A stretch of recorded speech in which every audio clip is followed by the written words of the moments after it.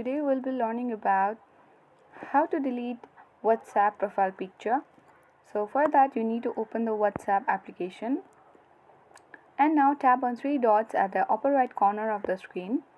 On this drop down menu box, tap on settings. At the top you can easily find my profile.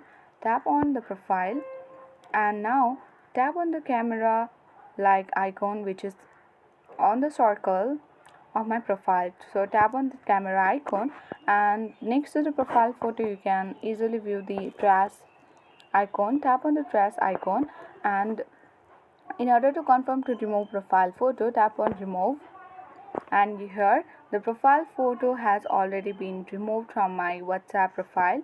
So this way you can easily remove WhatsApp profile picture. I hope this video was helpful for you. If it was, then hit the like button, subscribe and comment. Thanks for watching and see you in the next video.